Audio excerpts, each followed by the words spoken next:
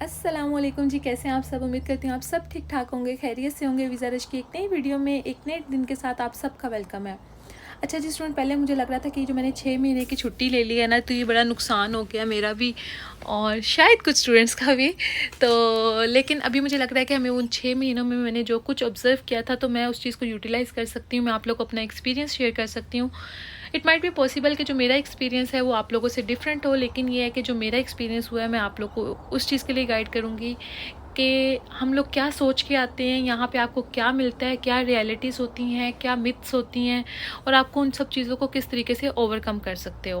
तो सबसे पहले बात मैं कहूँगी कि स्टूडेंट जब हम लोग यहाँ पे आ रहे होते हैं, तो हमारे मुल्क में हमारे मतलब जो रिश्तेदार होते हैं, ये सब कुछ उनको लगता है कि यार ये तो जाते साथ से अंबानी बन जाएगा। तो ऐसा कुछ भी नहीं होता। यहाँ से आपको फ़ौरन से जॉब नहीं मिलती है। आपको जॉब तलाश करना यहाँ पे थोड़ा मुश्किल हो जाता है। हाँ, अगर आप लोग बात करोगे ना लक की, हाँ, लक आपकी अगर चल गई तो फिर आपको विदिन अ वीक भी मिल जाएगी।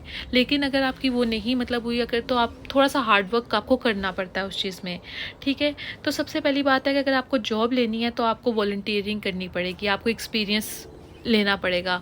तो वॉलंटियरिंग के लिए क्या होता है कि आपके इवेंट्स हो रहे होते हैं, बहुत सारी जगहों पे कुछ फंक्शंस वगैरह हो रहे होते हैं, तो आप उनको जाके अपने रिज्यूमे दे सकते हो, उनसे बात कर सकते हो कि इस तरीके से मैं आया हूँ, मैंने ये काम करना है, मैंने पहले किया हुआ है।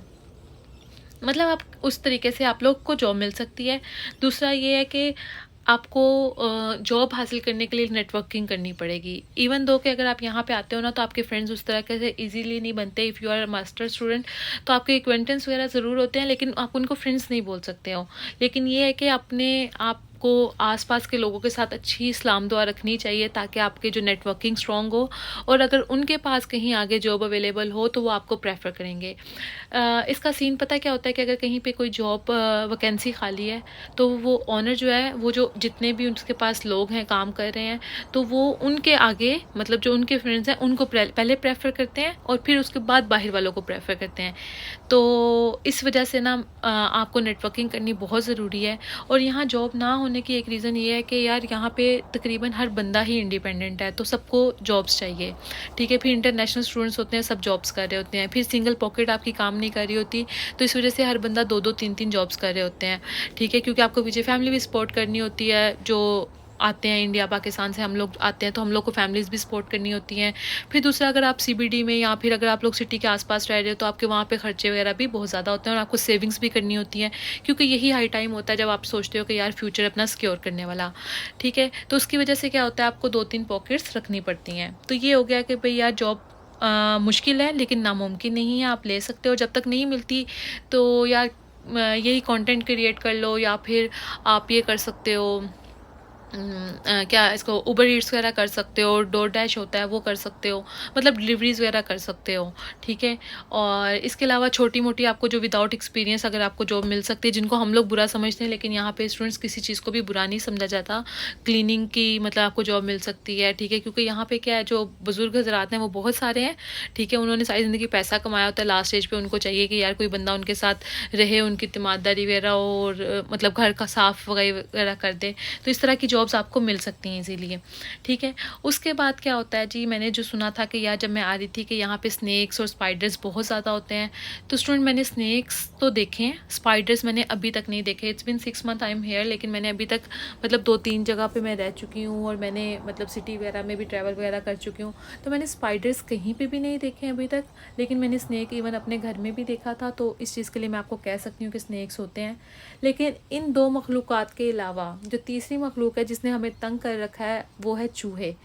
यार यहाँ पे चूहे बहुत ज़्यादा हैं, शायद लकड़ियों के घर हैं उस वजह से, या क्या रीज़न है कि चूहे बहुत ज़्यादा हैं, ठीक है? हमारे घर में अपने में चूहे बहुत ज़्यादा हैं। इसका मुझे नहीं लगता सफाई से कोई लेना देना है, क्योंकि ये लोग ऊपर ऊपर से तो बहुत क्लीनिंग है, आई थिंक सो इट्स ये लकड़ी वगैरह की वजह से ये है। तो खैर चूहे बहुत ज़्यादा हैं, ठीक है? दूसरा ये है कि आपको यहाँ पे आप सोचते हो कि यार आपको रेसिज्म मिलेगा, या फिर पर्दे से रिलेटेड आपको कुछ चीज़ें मिलेंगी, तो स्टूडेंट उस चीज़ में भी मुझे ये चीज़ बड़ी अच्छी लगी। रेसिज्म अभी तक मुझे यहाँ पे देखने को नहीं मिला, even I have some like friends like from Nigeria और इस तरीके से, तो मुझे उस चीज़ में मुझे नहीं लगता कि रेसिज्म है, ठीक है। और इसके अलावा पर्दे वाली जो चीज़ आ जाती है, तो पर्दा कुछ एक आध जगह हैं जहाँ पे ना थोड़ा सा इशू होता है, जहाँ पे जंकीज़ हैं तो वो इन चीज़ों को माइंड करते हैं और आप पे अटैक वगैरह हो सकता है। लेकिन बाकी अगर आप सिटी में हो या अगर आप कहीं ऐसी जगह पे हो जहाँ क्राउडेड है थोड़ा सा, या फिर कुछ आप जब आओगे ना तो आपको एरियाज़ पता चल जाएंगे, जैसे फुट्सक्रे हो गया, मिल पार्क हो गए, तो ये एरियाज़ अच्छे नहीं हैं, ठीक है। लेकिन इसके अलावा अगर आप बाकी एरियाज़ में जाओगे तो यहाँ पे कोई इशू नहीं होता, सेफ साइड है, तो आप लोग इजीली रह सकते हो।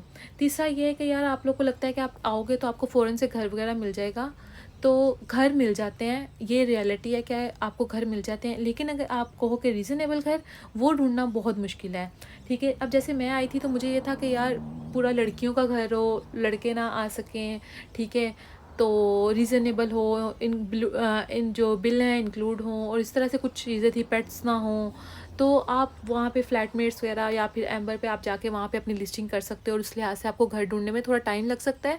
लेकिन फिर वही बात आ जाती है यार, जो चीज़ें मुश्किल हैं, नामुमकिन कुछ भी नहीं है, आपको मिल जाता है, ठीक है। तो ये वाला एक पॉइंट हो गया कि घर ढूंढना मुश्किल हो जाता है। फिर मैंने जो सुना था, मैंने ये सुना था कि यार यहाँ पे अगर गर्मी होती है तो वो भी सीवियर लेवल पे होती है, सर्दी होती है तो वो भी शदीद सख्त लेवल पे होती है। तो स्टूडेंट मैंने गर्मी नहीं देखी है, कि शायद मैं जब आई हूँ जिस टाइम पे मैं जनवरी में आई थी, तो उस टाइम पे भी मौसम ठीक था, मतलब लाइक जैसे हमारे जैसे मैं लाहौर से हूँ तो मेरा ये है कि वहाँ पे गर्मी होती है और लू चलती है, मतलब हवा भी गर्म होती है। तो यहाँ पे मुझे हवा गर्म नहीं मिली, इवन दो कि अगर बहुत ज़्यादा धूप भी है तो हवा बहुत ठंडी थी, ठीक है। और अभी जो टेम्परेचर चलता है रात में जाता है, ये -1 पे भी जा रहा होता है, मतलब लाइक लास्ट डेज में -1 -2 पे भी गया है। लेकिन ये है कि वो मज़े की ठंड है, इतनी ज़्यादा नहीं है। और जहाँ पे आप लोगों को घरों में सेंट्रल हीटिंग मौजूद है तो वो आपको इतना अफेक्ट नहीं करती है। और अगर आप बाहर निकलते हो, ख़ासतौर पे मेलबर्न का मौसम मैं आपको बताती हूँ कि एक दिन में आपको 3-3 4-4 मौसम दिखने को मिलते हैं। कभी धूप निकली होती है, 10 मिनट में बारिश शुरू हो जाती है, फिर बहुत सारी ठंड हो जाती है, फिर क्या होता है अचानक से थोड़ा बहुत नॉर्मल हो जाता है टेम्परेचर। तो ये सब आपको देखने को मिलेगा, तो इतना सीवियर वाला सीन नहीं है। लेकिन हाँ, अगर आप लोग आ रहे हैं पाकिस्तान से, इंडिया से, तो अपनी जैकेट्स वगैरह रखने को इशू नहीं है, ठीक है। इसके अलावा जो हम लोग को ये सुना था कि यार यहाँ पे फ्रीडम वगैरह होगी, फ्रीडम वगैरह है, लेकिन रूल्स एंड रेगुलेशंस भी हैं, क्योंकि अगर आप वो नहीं फॉलो करते तो आपको बहुत सारा फ़ाइन मतलब पे करने को मिलता है। तो ये थी मेरी स्टूडेंट एक छोटी सी वीडियो। अगर वीडियो पसंद आई हो तो वीडियो को लाइक करें, कमेंट करें, शेयर करें and subscribe to my channel. Thank you so much. अपना बहुत सारा ख्याल रखिएगा। Take care. अल्लाह हाफ़िज़।